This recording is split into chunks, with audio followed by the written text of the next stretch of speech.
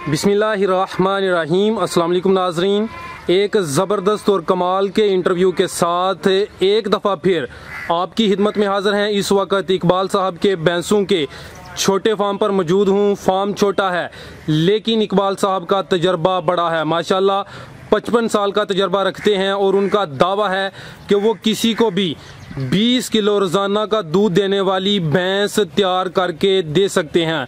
जी हाँ दोस्तों, तो वीडियो को मुकम्मल लाजमी देखें, इंशाअल्लाह अज़्ज़ वजल फ़ायदा ज़रूर होगा। हम इनसे अच्छी भैंस की पहचान, खूबियाँ, भैंस की खरीदारी के मतलब अच्छे अच्छे टिप्स, इसके अलावा जानवरों के अखराजात और मुनाफा के हवाले से गुफ्तगू करेंगे। इनका फार्म शहर सियालकोट में वाक़या है। तो दोस्तों बड़ी ज़बरदस्त और कमाल की वीडियो है, तो चलिए स्टार्ट करते हैं आज का अपना ये इंटरव्यू। अस्सलाम वालेकुम। वालेकुम सलाम। अंकल जी की हाल है? ठीक है जी। सर अपना नाम दस्यो। मोहम्मद इकबाल। इकबाल साहब केड़ा इलाका है? सियालकोट। अच्छा सर, तुसी किन्ने साल तो मज्जां दा काम करदे हो पे? मेरी 65 साल उम्र हो चली है। 10 साल तो मैं काम करने, 55 साल हो गए ने काम करदे हैं। ठीक है, माशाल्लाह 55 साल का तजर्बा है। 55 साल का तजर्बा है। 55 साल विच तुहानू इह काम विच फायदा होया कि नुकसान होया? फायदा है, नुकसान काहदा होना है। ठीक है, तुसी मज्जां रखियां ने? मज्जां भी रखी दियां ने, गाइयां भी रखी दियां ने, सांड भी रखे दे ने, नस्लदार डंगर रखे दे ने, बेनस्ल नहीं रखे दे। ज्यादा फायदा मज्जां विच है या गावां च वे? गावां च। गावां च ठीक। किस लिहाज नाल गावां च फायदा है? लोग कहंदे ने कि गावां दा दुध आसानी नाल सेल नहीं हुंदा। नहीं, बहुत अच्छा दूध होंदा बच्चियां के लिए, बहुत अच्छा दूध दे। आंदे ने मरे मां ते पाल दी बच्चियां नूं दुध जगते नहीं जे गां जिहा। शहर दे विच लोहारा मिले दुश्मन, उत्थे योर नहीं अपनी बां जिहा। माशाल्लाह, क्या बात है। तुसी जानवर सियालकोट शहर दे अंदर रखे ने, कुछ लोगों ने पिंडां विच रखे हुंदे ने, तुहानू शहर विच जानवर रखण च कोई मसाइल परेशानी? बिल्कुल होंदी है, मेडिसिन दी होंदी है। बस टाइम बहरहाल असीं अपना देसी नुस्खा भी इस्तेमाल करने, किसी टाइम मेडिकल भी कर लैने आ। मेडिकल अच्छा दवाई लभ जे ठीक है, ते तजर्बा हो जांदा है। इन्ने चिर तो साडा तजर्बा है। सबज चारा आसानी नाल मिल जांदा है? बड़ा औखा सबज चारा सारे नाल अच्छा माल ले, बहुत अच्छा है, बंडा बहुत अच्छा है।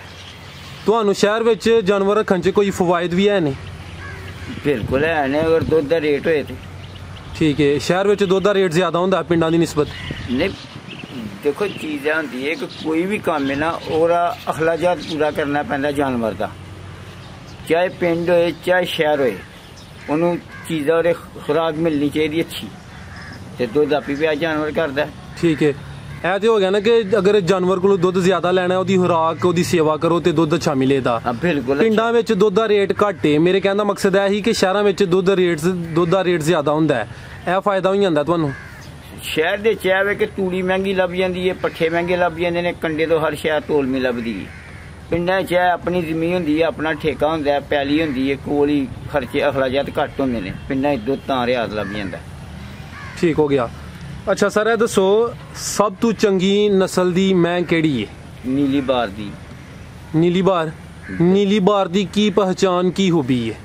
पछाण है एक पुट्ठा उच्चा होंदा है, अखां बिल्लियां होंदियां ने, पूंछ लम्मी होंदी है, बरीक होंदी है, चारे थन गिट्ठां दे होंदे ने, यानी कि मुट्ठी थन होंदे ने, अच्छे थन, चोण चंगी होंदी है, ओहदी चुआई अच्छी होंदी है।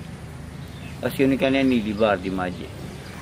और भी मुश्किल पाकिस्तान विच बड़ी बड़ी अच्छी नस्ल दी मझ है। नंबर 1 नीली बार है? हाँ, नीली बार। नीली बार तो बाद फिर किहड़ियां मज्जां ने? नीली बार तो है होइंदा कबेली लखा हो गया, बूरा बिहाड़ी हो गया, उकाड़ा, साहिवाल, चीचा बतनी, और बड़े बड़े जिथों कोई जानवर है कि नस्लदार पछाण करनी पैंदी जी। जानवर की पछाण करनी पैंदी है कि नस्लदार पछाण डंगर है। असी डंगर वो खरीदना होंदा है, वो डंगर नहीं हाँ खरीदना होंदा कि जेह्ड़ा दुध 10-12 सिर देना, असी वो दुध नहीं पसंद करते डंगर। तुसी किन्ने किलो मझ जिहड़ी दुध दिंदी है उहनूं पसंद करदे हो? मैं 24 किलो दुध मझ अपनी जातियां मेरियां मझां करदी रहियां ने, 20 सिर 24 किलो। ठीक है, अगर मझ दुध घट दिंदी है ਤੁਸੀਂ ਕੀ ਉਹਦੀ ਸੇਵਾ ਜਾਂ ਉਹਨੂੰ ਕੀ ਖਿਲਾਉਂਦੇ ਹੋ ਕਿ ਉਹਦਾ ਦੁੱਧ ਜ਼ਿਆਦਾ ਹੋ ਜਾਂਦਾ ਹੈ? ਉਹ ਆਪਣਾ ਤਜਰਬਾ ਹੁੰਦਾ ਤੇ ਤਾਂ ਹੁੰਦਾ ਹੈ। ਮਾਸ਼ਾਅੱਲਾ ਤੁਹਾਡਾ ਕਾਫੀ ਤਜਰਬਾ ਹੈ। ਵੀਡੀਓ ਸ਼ੁਰੂ ਹੋਣ ਤੋਂ ਪਹਿਲੇ ਤੁਸੀਂ ਦੱਸਦੇ ਹੋ ਪਏ ਕਿ ਮੈਂ ਦਾਅਵੇ ਨਾਲ ਕਹਿ ਸਕਣਾ ਕਿ ਅਗਰ ਮੱਝ 20 ਕਿਲੋ ਦੁੱਧ ਨਾ ਦੇ ਤੇ ਤੁਸੀਂ ਮੈਨੂੰ ਫੜ ਸਕਦੇ ਹੋ। ਮੈਂ ਜਵਾਬਦਾਰ ਹਾਂ। ਜਵਾਬਦਾਰ ਹੋ ਤੁਸੀਂ? ਬਿਲਕੁਲ ਹੈ। ਮੱਝ ਮੈਨੂੰ ਖਰੀਦਣੀ ਪੈਣੀ ਹੈ। ਅੱਛਾ, ਕਹਿ ਨਹੀਂ ਕਿ ਹਰ ਬੰਦੇ ਖਰੀਦ ਕੇ ਲੈ ਕੇ ਮੱਝ 20 ਸਿਰ ਦੁੱਧ ਦੇ ਉਹ ਨਹੀਂ ਕੋਈ ਮੈਂ ਕਰ ਸਕਦਾ। ਜਿਹੜੀ ਮੇਰੀ ਖਰੀਦੀ ਦੀ ਮੱਝ ਹੈ ਨਾ ਉਹ ਦੁੱਧ 20 ਸਿਰ ਕਰੇ ਦੀ। ਅੱਛਾ, ਬਿਲਕੁਲ। ਅਗਰ ਕੋਈ ਬੰਦਾ ਤੁਹਾਡੀ ਹਿਦਮਤ ਹਾਸਲ ਕਰਨਾ ਚਾਹੁੰਦਾ, ਮੱਝ ਖਰੀਦਣਾ ਚਾਹੁੰਦਾ ਹੈ, ਬਿਸਮਿल्लाह ਮੇਰੇ ਡੇਰੇ ਤੇ ਆਈਏ, ਕੋਈ ਗੱਲ ਨਹੀਂ, ਨੋ ਪ੍ਰੋਬਲਮ। ਉਹਨੂੰ ਉਸੇ ਟਾਈਮ ਮੱਝ ਵਿਖਾ ਦਿਆਂਦੇ ਆ, ਦੁੱਧ ਦੇ ਆ, ਡੰਗਰ ਆ, ਜਾਨਵਰ। ਇਹ ਇਸ ਤੋਂ ਇਲਾਵਾ ਆਪਣਾ ਮੋਬਾਈਲ ਨੰਬਰ ਵੀ ਦਵੋ ਦੇ। ਬਿਲਕੁਲ ਮਿਲੇਗਾ। ਚਲੋ ਮੈਂ ਨੰਬਰ ਲੈ ਕੇ ਨਾ ਸਕਰੀਨ ਦੇ ਉੱਤੇ ਸ਼ੋਅ ਕਰਦਾ ਦਾ। ਤੇ ਮੱਝ ਮੰਡੀ ਵਿੱਚੋਂ ਬਿਹਤਰ ਮਿਲਦੀ ਹੈ ਪਿੰਡਾਂ ਚੋਂ? ਨਹੀਂ, ਮੱਝ ਫਿਰ ਕੇ ਮੰਡੀ ਦਾ ਹੁੰਦਾ, ਦੱਪਾ ਹੁੰਦਾ, ਉਹ ਕੋਈ ਤਜਰਬਾ ਨਹੀਂ ਹੁੰਦਾ। ਠੀਕ ਹੈ। ਤੁਸੀਂ ਆਪਣੇ ਜਾਨਵਰਾਂ ਦੀ ਰੋਜ਼ਾਨਾ ਦੀ ਕੀ ਰੂਟੀਨ ਰੱਖੀ ਹੈ? ਸਵੇਰ ਤੋਂ ਲੈ ਕੇ ਸ਼ਾਮ ਤੱਕ ਕੀ ਖਿਲਾਉਂਦੇ ਪਿਲਾਉਂਦੇ ਹੋ? ਚੁਆਈ ਕਿਸ ਟਾਈਮ ਕਰਦੇ ਹੋ? 5 ਤੋਂ 5 ਚੁਆਈ ਹੈ ਜਾਂ 4 ਤੋਂ 4 ਚੁਆਈ ਹੈ। ਜਿਸ ਟਾਈਮ ਉਹਦਾ ਤਰੀਕਾਕਾਰ ਹੈ ਕਿ 4 ਤੋਂ 4 ਚੁਆਈ ਹੈ, ਉਹ ਸਾਰੇ ਨਾਲ ਬਿਹਤਰ ਹੈ। 3 ਤੋਂ 3 ਚੁਆਈ ਇੱਕੋ ਟਾਈਮ ਦੇ ਨਾਲ ਹੀ ਡੰਗਰ ਚੋਣੇ ਨੇ। ਯਾਨੀ 12 ਘੰਟੇ ਬਾਅਦ ਚੁਆਈ ਕਰਨੀ ਚਾਹੀਦੀ? 12 ਘੰਟੇ ਬਾਅਦ ਚੁਆਈ ਕਰਨੀ ਚਾਹੀਦੀ। ਵਿੱਚ ਇਹ ਹੈ ਕਿ 3 ਘੰਟੇ ਬਾਅਦ ਵੀ ਮੈਂ ਆਪਣਾ 6 ਘੰਟੇ ਬਾਅਦ ਵੀ ਚੋਣੀ ਪੈਂਦੀ ਹੈ। ਉਹ ਕੀ ਵਜ੍ਹਾ 6 ਘੰਟਿਆਂ ਬਾਅਦ? ਜਿਹਨੇ 24 ਕਿਲੋ ਦੁੱਧ ਦੇਣਾ ਜਾਂ 20 ਕਿਲੋ ਦੁੱਧ ਦੇਣਾ, ਉਹਨੂੰ ਚੋਣਾ ਪੈਂਦਾ 12-1 ਵਜੇ ਨਾਲ ਫੇਰ। ਠੀਕ। ਕਿਉਂ? ਉਹਦੇ ਫਿਰ ਥਣ ਬਹਾਨਾ, ਚੰਦਰੀ ਨਹੀਂ ਪੈਂਦੀ, ਜ਼ਹਿਰ ਨਹੀਂ ਪੈਂਦਾ, ਥਣ ਨਹੀਂ ਖਰਾਬ ਹੁੰਦਾ, ਯਾਨੀ ਕਿ ਦੁੱਧ ਉਬਲਦਾ ਨਹੀਂ। ਦੇਖਿਆ ਦੁੱਧ ਬਾਅਦ ਟਾਈਮ ਥਣਾ ਚ ਰਹਿ ਜਾਂਦਾ, ਫਿੱਟ ਜਾਂਦਾ, ਉਹ ਫਿਰ ਡੰਗਰ ਖਰਾਬ ਹੋ ਜਾਂਦਾ। ਜ਼ਬਰਦਸਤ ਸਰ, ਬੜੀ ਅੱਛੀ ਗੱਲ ਦਸੀ ਹੈ। ਤੇ ਸਵੇਰ ਦੁਪਹਿਰ ਤੇ ਸ਼ਾਮ ਇਹਨਾਂ ਨੂੰ ਚਾਰਾ ਕੀ ਪਾਉਂਦੇ ਹੋ? ਚਾਰਾ ਜਿਸ ਤਰ੍ਹਾਂ ਉਹਨਾਂ ਨੂੰ ਮਾਫਕ ਆਏ ਉਸ ਤਰ੍ਹਾਂ ਦਾ ਪਾਈਦਾ। ਇਹ ਗਰਮੀ ਚ ਕੀ ਪਾ ਰਹੇ ਹੋ ਇਹਨਾਂ ਨੂੰ? ਗਰਮੀਆਂ ਚ ਕੌੜੀ ਖਲ ਤੇ ਕਰਾ, ਤੇ ਉਹ ਆਪਣੀ ਡੰਗਰ ਦੇ ਹਿਸਾਬ ਦੇ ਨਾਲ ਪਾਈਦੇ ਨੇ ਕਿ ਕਿਹੜੀ ਸ਼ੈ ਮਾਫਕ ਆਣੀ ਉਹ ਪਾਣੀ। ਠੀਕ ਹੈ। ਅੱਜ ਕੱਲ ਇੱਕ ਜਾਨਵਰ ਤੇ ਕਿੰਨਾ ਖਰਚਾ ਹੁੰਦਾ ਜੇ ਪਿਆ? ਅੱਜ ਕੱਲ ਇੱਕ ਜਾਨਵਰ ਤੇ ਖਰਚਾ ਆ ਜਾਂਦਾ ਕੋਈ 500 ਰੁਪਇਆ। ਇਹਦੇ ਵਿੱਚ ਤੁਹਾਡਾ ਸਭ ਕੁਝ ਬਾਜ਼ਾਰੋਂ ਤੁਸੀਂ ਖਰੀਦਦੇ ਹੋ? ਤੂੜੀ, ਵੰਡਾ, ਸਬਜ਼ ਚਾਰਾ? ਬਿਲਕੁਲ। ਉਹ ਫਿਰ ਉੱਤੇ ਜ਼ਿਆਦਾ ਪੈ ਜਾਂਦਾ। ਜੇ ਮਿਸਾਲੇ ਸ਼ਹਿਰ ਦਰ ਦੇ ਚੋਏ ਤੇ ਫਿਰ ਜ਼ਿਆਦਾ ਖਰਚਾ ਆ ਜਾਂਦਾ ਇੱਕ ਜਾਨਵਰ ਤੇ। 500 ਰੁਪਇਆ ਨਹੀਂ ਹੁੰਦਾ, ਫਿਰ 500 ਰੁਪਇਆ 200-250 ਰੁਪਏ ਮਨ ਦੇ ਪੱਠੇ ਨੇ, ਤੇ ਵੰਡਾ ਵੀ ਕਰਾ ਵੀ 60 ਰੁਪਏ ਕਿਲੋ ਵੇ। ਜਿਹੜੀ ਮੈਂ ਹੀਟ ਵਿੱਚ ਨਹੀਂ ਹੁੰਦੀ ਉਹਦਾ ਕੀ ਦੇਸੀ ਹੱਲ ਹੈ? ਉਹਦਾ ਦੇਸੀ ਹੱਲ ਹੈ ਕਿ ਉਹਨੂੰ ਤੇਲ ਦਿਓ। ਅੱਛਾ, ਹੀਟ ਚ ਹੋਈਏ ਦੀ। ਤੇਲ ਕਿਹੜੇ ਮੌਸਮ 'ਚ ਦੇਣਾ ਹੈ? ਤੇਲ ਨਿਫਸਤ ਦੇ ਹਿਸਾਬ ਨਾਲ ਹੁੰਦਾ ਕਿ ਮੱਝ ਐਸੀ ਨਿਸਬਤ ਮੱਝ ਦੀ ਕਿ ਗਰਮੀ ਦੀ ਪੱਖ ਰੱਖਦੀ ਏ ਕਿ ਠੰਡ ਦੀ ਰੱਖਦੀ ਏ, ਉਹਨੂੰ ਫਿਰ ਘਿਓ ਦੇਣਾ ਪੈਂਦਾ ਜਿਹੜੀ ਮੈਨੂੰ ਗਰਮ ਕਰਨਾ ਹੈ।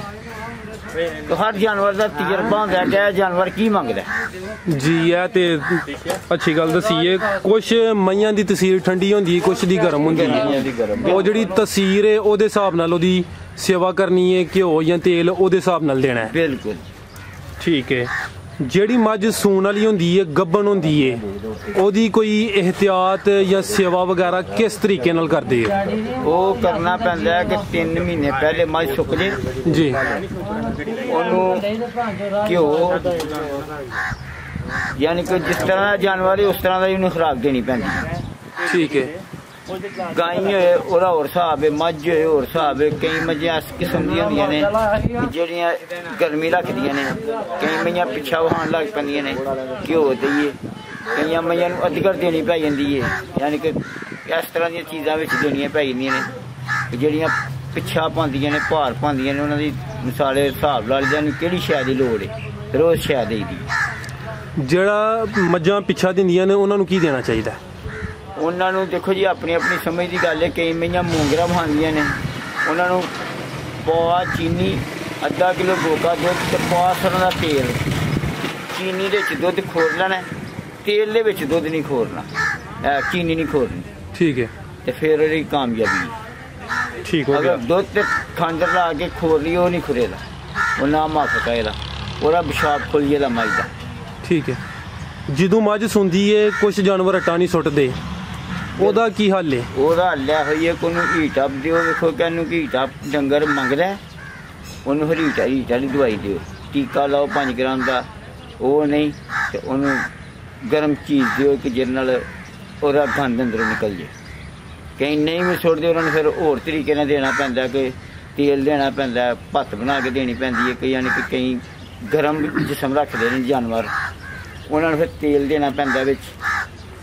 ਠੀਕ ਉਹ ਡੰਗਰ ਦੇ ਹਿਸਾਬ ਦੇ ਨਾਲ ਦੇਣਾ ਪੈਂਦਾ ਕਿ ਇਹ ਡੰਗਰ ਕੀ ਮੰਗਦਾ ਪਿਆ, ਉਸ ਹਿਸਾਬ ਨਾਲ ਦੇਣਾ ਪੈਂਦਾ। ਸਹੀ ਹੋ ਗਿਆ। ਇਹ ਤੇ ਨਹੀਂ ਕਿ ਡੰਗਰ ਨੇ ਆਟੇ ਨਹੀਂ ਸੁੱਟੀ ਤੁਹਾਨੂੰ ਘਿਓ ਦਿਓ। ਬਾਕੀ ਸਾਡਾ ਤਜਰਬਾ ਹੈ ਕਿ ਉਹਨੂੰ ਪਹਿਲੇ ਸੂਣ ਤੋਂ ਨਾਲ ਹੀ ਖੰਡ, ਦੁੱਧ ਤੇ ਘਿਓ ਦੇ ਦਿਓ, ਮੱਝ ਜਲਦੀ ਅੱਟ ਸਕਦੀ ਹੈ। ਗੱਬਣ ਮੱਝ ਨੂੰ ਸੂਣ ਤੋਂ ਕਿੰਨੇ ਮਹੀਨੇ ਪਹਿਲੇ ਉਹਦੀ ਚਵਾਈ ਛੱਡ ਦੇਣੀ ਚਾਹੀਦੀ ਹੈ? 3 ਮਹੀਨੇ। 3 ਮਹੀਨੇ, ਬਿਲਕੁਲ ਠੀਕ ਹੈ। ਕੁਛ ਮੱਝਾਂ ਹੀਟ ਵਿੱਚ ਨਹੀਂ ਹੁੰਦੀਆਂ, ਉਹ ਨਹੀਂ ਹੁੰਦੀਆਂ, ਉਹਦੀ ਕੀ ਵਜ੍ਹਾ ਹੁੰਦੀ ਹੈ? ਉਹਨਾਂ ਦੀ ਵਜ੍ਹਾ ਉਹ ਕੁਦਰਤ ਦੇ ਕੰਮ ਹੁੰਦੇ ਨੇ, ਪਰ ਉਹ ਅੰਦਰ ਪਾਣੀ ਨਹੀਂ ਬਣਦਾ, ਜੇ ਬਣਦਾ ਤੇ ਉਹ ਪਤਾ ਨਹੀਂ ਲੱਗਦਾ। ਤੇ ਸਾਡਾ ਤਜਰਬਾ ਕਿ ਸਾਨੂੰ ਪਤਾ ਲੱਗ ਜਾਂਦਾ ਕਿ ਮੈਂ ਹੀਟ 'ਚ। ਠੀਕ ਹੈ, ਮਾਸ਼ਾਅੱਲਾ ਸਰ, ਤੁਸੀਂ ਕਾਫੀ ਜ਼ਿਆਦਾ ਗੱਲਾਂ ਆਪਣੇ ਕਾਰੋਬਾਰ ਦੇ ਮੁਤਲਕ ਦਸੀਆਂ ਨੇ। ਕੋਈ ਐਸੀ ਗੱਲ ਜਿਹੜੀ ਮੈਂ ਨਹੀਂ ਪੁੱਛੀ, ਉਹ ਗੱਲ ਹੈ ਹਮੇ, ਯਾਨੀ ਕਿਸੇ ਦਾ ਫਾਇਦਾ ਹੋਈਏ, ਉਹ ਤੁਸੀਂ ਆਪਣੇ ਤੌਰ ਤੇ ਦੱਸ ਦਿਓ। ਨਹੀਂ ਪੁੱਛੋ, ਦੱਸੋ, ਜਿਹੜੀ ਕੋਈ ਪੁੱਛਣ ਵਾਲੀ ਹੈ, ਕਿਸੇ ਦਾ ਭਲਾ ਹੀ ਕਰਨਾ ਚਾਹੀਦਾ। ਠੀਕ ਹੈ, ਚਲੋ ਅਗਰ ਕੋਈ ਇਹ ਬੰਦਾ ਵੇਖ ਕੇ ਵੀਡੀਓ ਮਜ਼ੀਦ ਕੋਈ ਕਮੈਂਟ ਕਰੇਗਾ ਤੇ ਮੈਂ ਕੋਸ਼ਿਸ਼ ਕਰਾਂਗਾ ਕਿ ਮਾਸ਼ਾਅੱਲਾ ਤੁਹਾਡਾ ਕਾਫੀ ਤਜਰਬਾ ਹੈ, ਮੈਂ ਮਜ਼ੀਦ ਜਿਹੜਾ ਨਾ ਇੱਕ ਵੀਡੀਓ ਹੋਰ ਤੁਹਾਡੇ ਨਾਲ ਬਣਾ ਲਾਂਗਾ ਇਨਸ਼ਾਅੱਲਾ ਤਾਲਾ। ਕਿਉਂ ਨਹੀਂ, ਕਿਸੇ ਦਾ ਭਲਾ ਹੀ ਕਰਨਾ ਚਾਹੀਦਾ। ਜੀ ਸਰ, ਬਹੁਤ ਸ਼ੁਕਰੀਆ ਜਨਾਬ, ਤੁਸੀਂ ਆਪਣਾ ਕੀਮਤੀ ਵਕਤ ਦਿੱਤਾ ਹੈ। ਜਾਨਵਰਾਂ ਦੇ ਕਾਰੋਬਾਰ ਦੇ ਮੁਤਲਕ ਅੱਛੀਆਂ ਤੇ ਅਹਿਮ ਗੱਲਾਂ ਦਸੀਆਂ ਨੇ। ਆਖਰੀ ਗੱਲ ਦੇ ਤੌਰ ਤੇ ਦੱਸੋ, ਅਗਰ ਕੋਈ ਬੰਦਾ ਕੰਮ ਸ਼ੁਰੂ ਕਰਨਾ ਚਾਹੁੰਦਾ ਹੈ, ਉਹ ਮੱਝਾਂ ਸੂਈਆਂ ਲੈ, ਗੱਬਨ ਲੈ ਜਾਂ ਫੰਡਰ ਲੈ?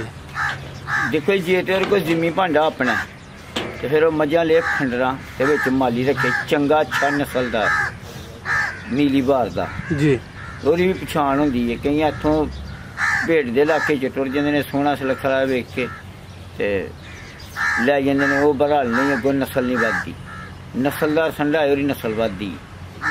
ਠੀਕ ਹੈ, ਤੇ ਉਹਦੇ 'ਚ ਇੱਕ ਜ਼ਮੀਨ ਉਹਦੀ ਹੋਏ ਉਹ ਖਰੀਦ ਸਕਦਾ ਮੱਝਾਂ, ਨਹੀਂ ਤੇ ਕਾਰੋਬਾਰ ਜਿਹਨੇ ਕਰਨਾ ਉਹ ਮੱਝਾਂ ਸੱਜਰੀ ਖਰੀਦੇ ਤੇ ਚਾਲੀਆਂ ਖਰੀਦੇ। ਠੀਕ ਹੈ, ਜਿਹਦੀ ਜ਼ਮੀਨ ਆਪਣੀ ਨਹੀਂ, ਉਹ ਸੱਜਰੀਆਂ ਮੱਝਾਂ ਲੈ ਕੇ ਕੰਮ ਸ਼ੁਰੂ ਕਰੇ। ਹਾਂ, ਉਹ ਸੱਜਰੀਆਂ। ਅਗਰ ਜ਼ਮੀਨ ਨਹੀਂ ਹੈ ਫਿਰ ਵੀ ਇਹ ਕੰਮ ਕੀਤਾ ਜਾ ਸਕਦਾ ਹੈ? ਬਿਲਕੁਲ ਤਜਰਬੇ ਨਾਲ ਕੀਤਾ ਜਾ ਸਕਦਾ। ਉਂਝ ਕੋਈ ਕਹੇ ਨਾ ਕਿ ਮੈਂ ਕਰ ਲਵਾਂ, ਉਹ ਬੜੀ ਔਖੀ ਕਾਰ ਹੈ ਉਹਦੇ ਲਈ।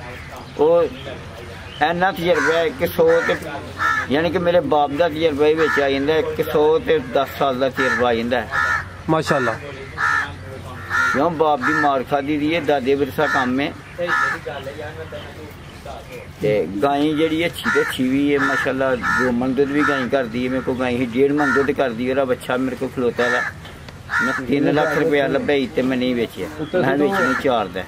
ਦੁੱਧ ਨਸਲਦਾਰ ਬੱਚਾ ਹੈ, ਉਹ ਖਲੋਤਾ ਦਾ ਸਾਹਮਣੇ ਦੀ ਵੀਡੀਓ ਵੇਖ ਸਕਦੇ ਹੋ, ਬਣਾ ਸਕਦੇ ਹੋ ਜੀ, ਉਹਦੇ ਵਿੱਚ ਬਣਾਉਂਦੇ ਆ ਜੀ। ਅੰਕਲ ਜੀ ਬਹੁਤ ਸ਼ੁਕਰੀਆ, ਤੁਸੀਂ ਆਪਣਾ ਕੀਮਤੀ ਵਕਤ ਦਿੱਤਾ ਹੈ, ਬੜੀਆਂ ਅੱਛੀਆਂ ਤੇ ਅਹਿਮ ਗੱਲਾਂ ਦਸੀਆਂ ਨੇ। ਬਹੁਤ ਸ਼ੁਕਰੀਆ, ਅੱਲਾ ਹਾਫਿਜ਼।